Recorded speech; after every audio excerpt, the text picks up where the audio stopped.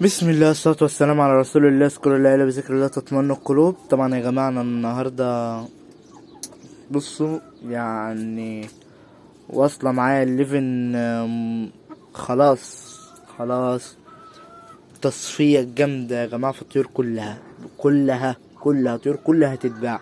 مفيش طير يا جماعة هيقعد، كله هيتباع.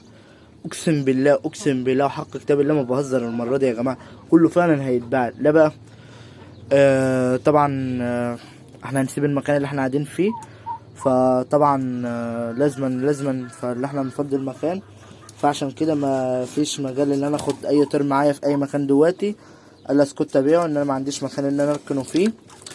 فطبعا المكان كله هيعمل، كله هيبيع، كل الطيور هتتباع.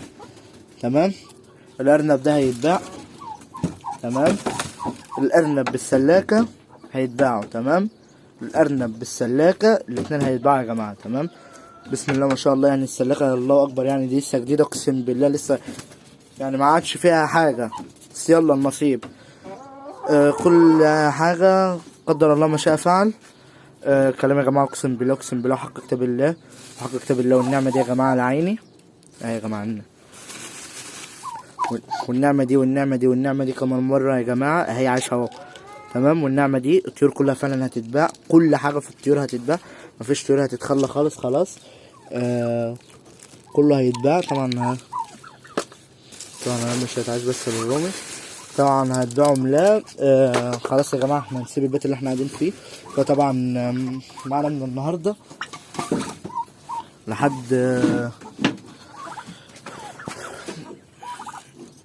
معايا لحد من النهاردة لحد شهر 8 أول 8 الطيور كلها يا جماعة معروضة للبيع.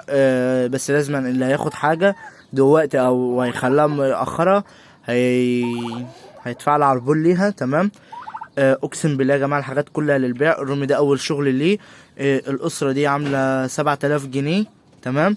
اللي لازمه يشتريهم لازمه، مش لازمه اقسم بالله ما هسمي عليهم واروح ذبحهم، وانا اولى بيهم ومعدتي اولى بيهم. اقسم بالله يا جماعه لسه ما كملوش السنه، 8 اشهر بالظبط، والفرخه فاتحه على بيض، يعني اللي هياخدهم هيبقى اول عش ليهم.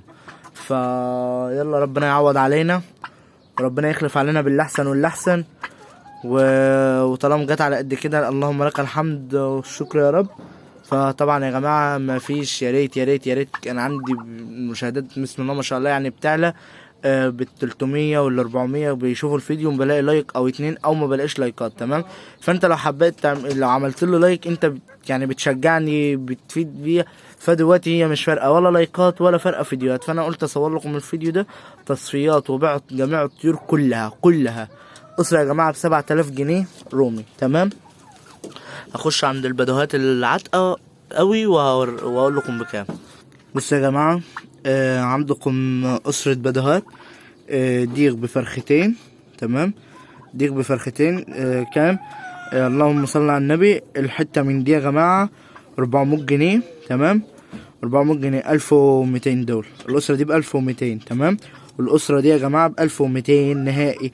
دول عواتق جدا بسم الله ما شاء الله. 1200 يا جماعة، 1200 اهو بقى الرومي الأحمر اهو، عشان برضه أصوره لكم برضه. بسم الله ما شاء الله. ديك الله أكبر يعني حلو. فالفرخة برضه أنا بحاول والله يا جماعة الفرخة خلاص هتبيض يوم ولا 2 وهتلاقيها فتحت أوراق ده.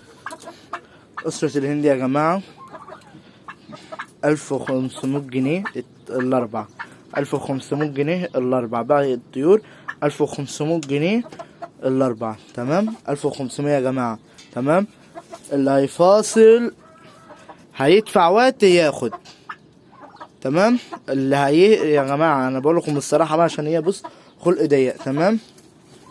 الحتة من دي من البدوات دي خلاص العرض انتهى، ما تباعش منهم حاجة ومش هدي لحد عروض. تمام. طالما كل اللي يتكلم معايا كلام عيال. الحتة من دي يا جماعة اللهم صل على النبي. الحتة من دي عاملة بسم الله ما شاء الله. الحتة من دي يا جماعة الله أكبر عاملة 350. عامله 350 يا جماعه. تمام. بسيب لكم كده يا جماعه ارقامي في اول تعليق مثبت. والسلام عليكم ورحمه الله وبركاته.